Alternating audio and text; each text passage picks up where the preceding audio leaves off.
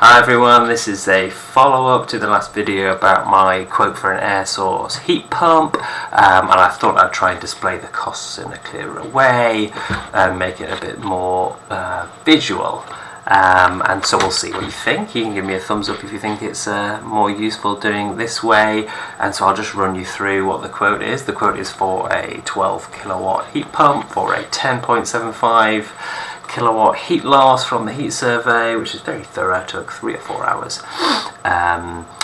Not to just do the survey of the house and things, but to think about where everything's going to go, what size the radiators need to be to meet each room's heat loss, etc. And so within the quote that had been supplied by by the heating engineer that was helping us, they've listed everything they're going to do, and they've done it in much more detail than this separately, you know, which radiator, what size for each room, etc. But this is a basic rundown of what they're going to do. Replace 11 radiators. I think it might only be 10 because I've got 11 in the property, and we're going to leave the towel radiator alone. And it does include a central heating flush, which is great. Make sure the pipework is flowing well. And we'll see. I didn't ask him where we're going to put the sensor comfort controls and things, so that's going to be good to find out when I clarify 1 or 2 things with them. So next, some more of the details. So yeah, what we're going to do, we're going to have a 250 litre unvented cylinder, which looks a bit like this. Hopefully that's the right one, but that's a valent cylinder anyway, so that's quite similar. Let me move my face a wee bit so you can see a bit of this. It includes all the electrical pack, it includes the DNO notification, the survey that we've done, all the labour, and these are some of the radiators, but there's a lot more than that, and a few bits more, so that should hopefully explain a few things. Money. So I suppose money is a crucial thing that people always want to know about, and so it comes out at a reasonable amount of money, doesn't it? That is not necessarily cheap. VAT is excluded because I think it's been removed from solar panels and renewable technology and batteries and things, so that's why there is a low amount of VAT, because there's relatively little that VAT would apply for. And so when you're talking about this amount of money, you know, do you feel like Smaug? Do you feel like Scrooge McDuck? Because on the face of it, that is a large amount. But how much will it be to run? Because running costs and costs ongoing from here are important. So I've not done the hot water because I don't think that affects the running costs too much, because it's a lot relatively lower to heating a house. The sort of total energy demand is a lot lower. So currently my EPC and the heat loss survey says that I would need 23,251 kilowatt hours of heat needed.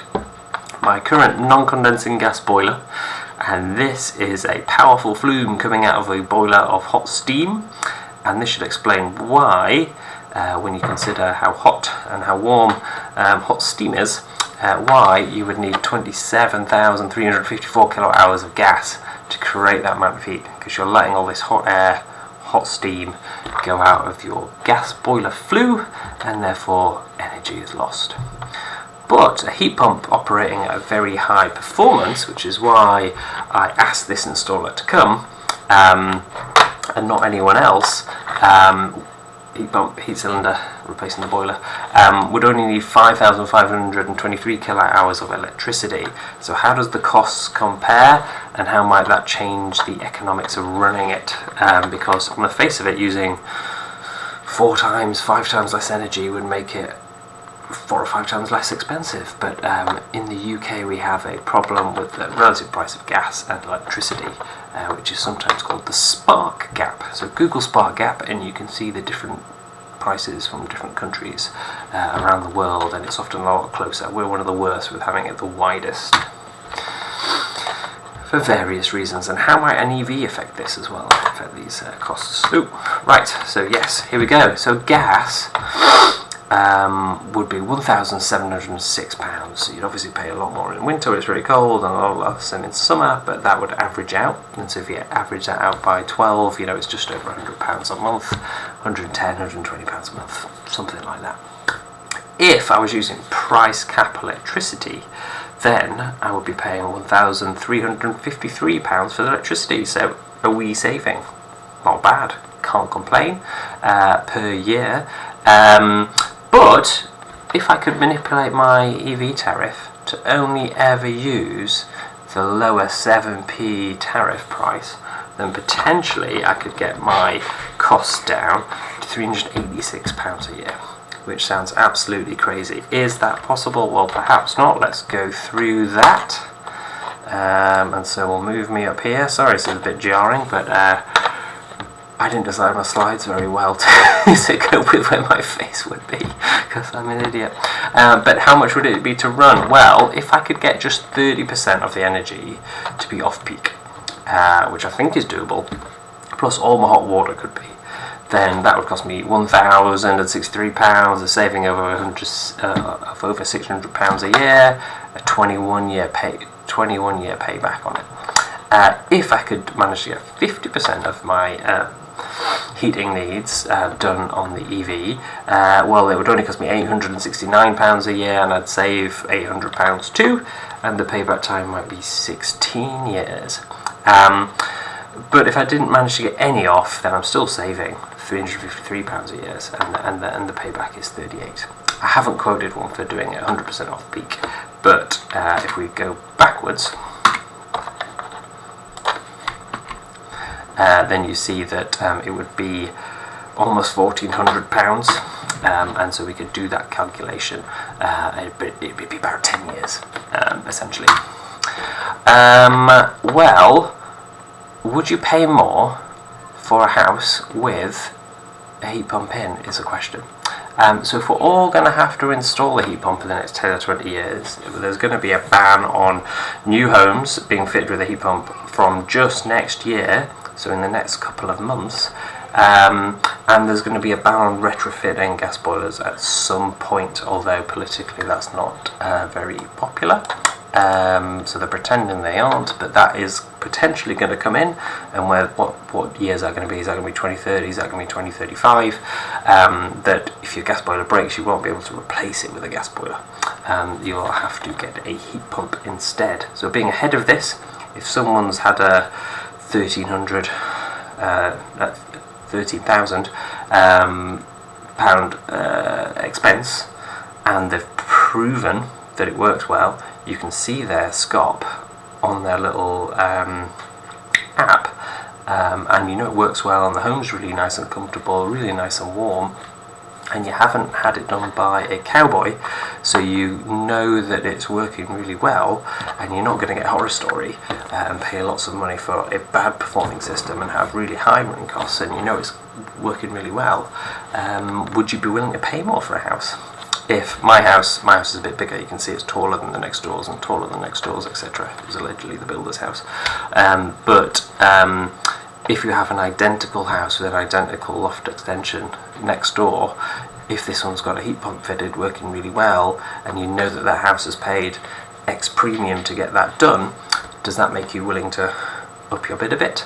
And I often was asked about bills by people looking around the house, or when I look around the house, I ask people, you know, what the bills are like or something. So I think it comes up frequently, and so actually, if you can show how low your bills are because you've got an amazingly working heat pump, then I think that's an advantage. So although we're talking about paybacks, I don't think that that's entirely relevant, because, you know, that's sort of insinuating that the heat pump's not worth anything, and doesn't improve anything, and has no other benefits, and doesn't change the value of your house. So, quite often you ask, well, what's the payback on any of these? If you're going to buy a new car,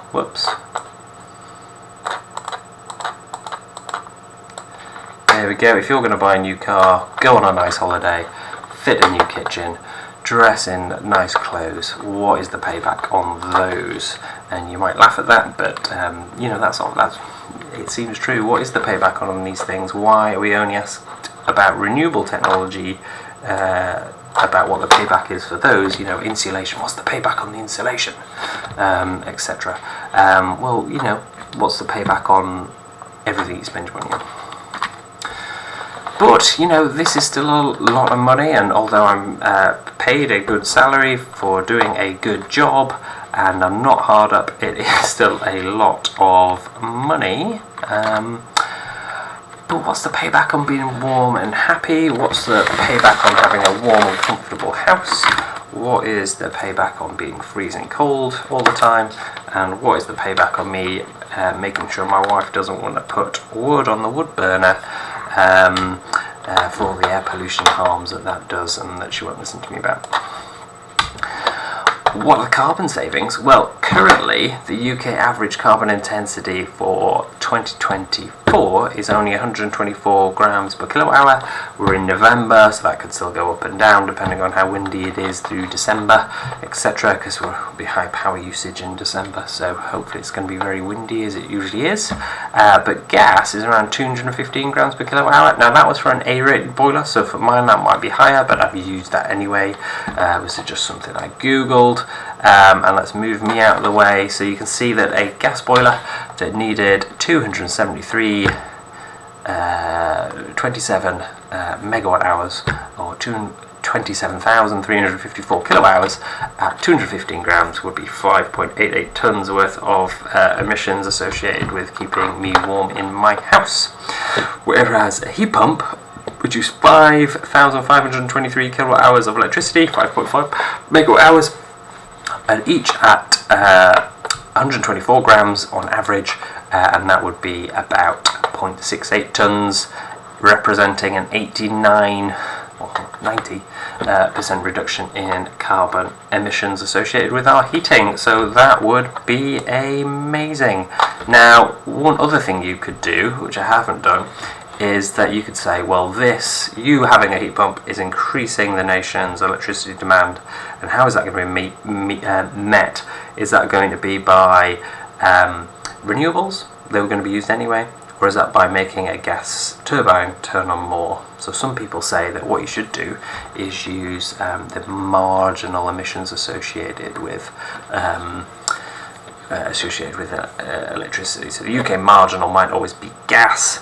Or how much is gas? Well, it is that much, and so you could use that, but clearly that figure is going to be lower than that figure, still by a considerable way. So instead of an 89% reduction, it might only be 75, I guess is what I'm saying.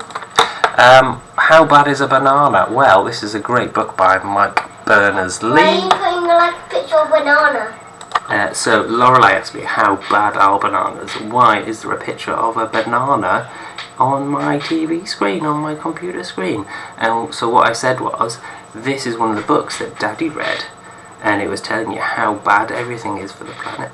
And people used bananas as an example because bananas are shipped in from the Caribbean, which is really far away, it's on the other side of the ocean, and people thought, oh, all that shipping might be a lot of pollution, but it was used on the front cover because it's shipped, it really doesn't use that much, cause that much pollution at all.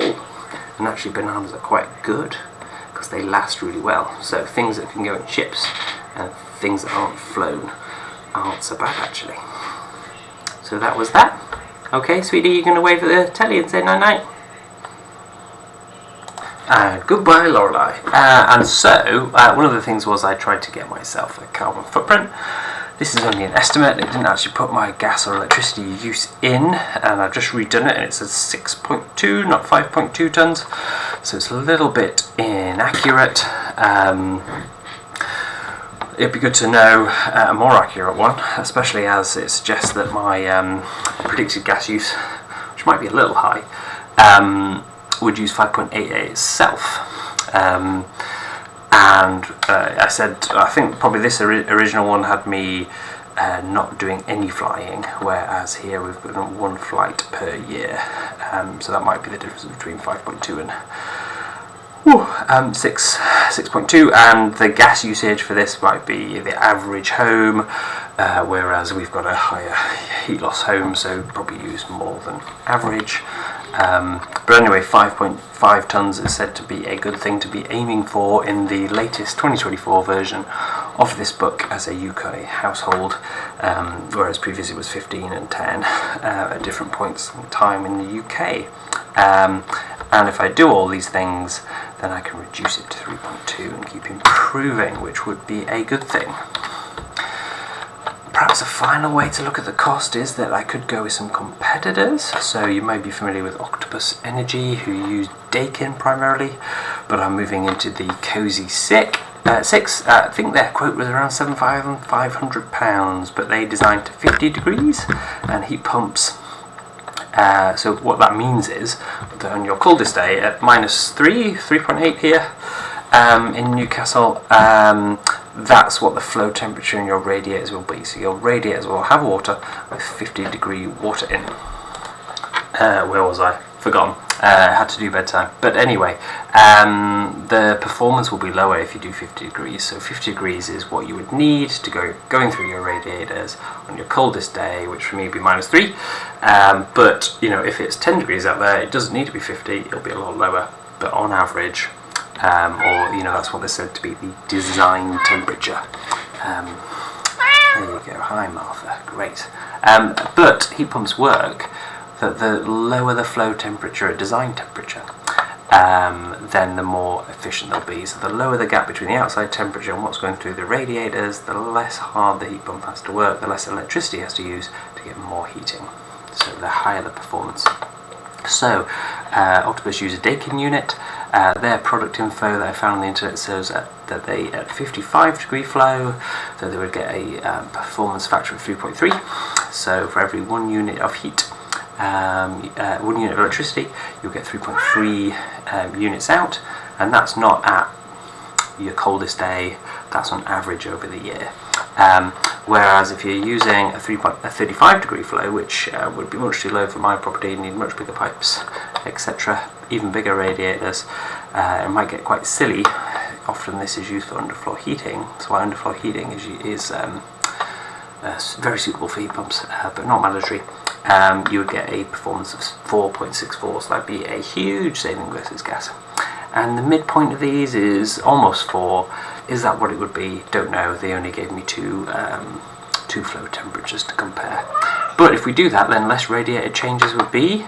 The difference in price is about £5,000. So if I could not have to replace as much radiators, that would change it. Or for peace of mind, I've definitely got an expert who really understands heat pumps and isn't trying to cut corners and wouldn't charge me loads of extras for X, Y and Z, and would do a top job and make sure everything's okay, and lives nearby, only a half an hour drive away, so would be able to troubleshoot any issues and come back and fix things should we have a problem. Is that peace of mind worth that amount of money? It's quite a lot of money. But also I could get them to come back and do a 50-degree system design, I'm sure, and see how that works. Yeah, and so that's basically what, and then we could always get the radiators changed later to try and hunt the performance, etc., at a different way. So next is, well, and this is what I really meant by this title, perhaps a different way to look at the cost of not thinking of that as an outlandish amount of money, but perhaps am I willing to spend 3% of my home's value on having it be warm, comfortable, mold, damp free? Perhaps I should be, and it would work out on a 0% loan at about £200 a month over 5 years, and my bank and building society would do that for me. So that is a good thing to be aware of green mortgages. Google that, see if you could get one, see if that would be interesting to you, and see what it would cost. So if I get a 2-year mortgage, I get 0% for only those 2 years, but if I get a 5-year mortgage, I get it for the whole 5 years. And then if I have to remortgage, you do it at market rates. So if you get a 2 but you haven't paid it all off in 2 years, then you have to remortgage it. So decision time. Is it Octopus versus Geek? Are we having a Harry Hill fight between them? And I haven't put them in my videos so far, but this is the firm that I've had quoted, and there's Mark, and I think everyone else is called Mark, including Mrs. Mark, or not Mark. I think they're all called Mark. I think it's a rule. And of course I could get them to try and get the system design a bit cheaper, etc. by design to 50, less radiator upgrades. Although I seem to remember a few still being mandatory, so I'd still be paying for some radiators, and so it might not be what I do, and maybe I just stump up the cost. And what would you do? So yeah, everyone, ask me questions about heat pumps, ask me questions about this quote, like, comment, subscribe, and all that jazz. Please do check out Green Home Heating Solutions website. Check out their Facebook, check out their YouTube. They seem fantastic. It was weird, Mark, coming round, because I'd watched a few of the videos on Facebook and YouTube, and you feel like you know someone from just watching them online, and their voice is familiar, their face is familiar, and you're a stranger, and it's a bit of an odd situation. But there you go. Yeah, so I've still yet to decide. I've still yet to convince Holly, my beautiful wife. But we'll see what happens here, and if we go ahead with either of these solutions, then we'll let you know. I guess the other option is moving to somewhere else with that we could insulate or has lower heat loss, and we could get a smaller heat pump that would cost a lot less to get sorted. So yeah, let me know if you have any questions. Ciao everyone.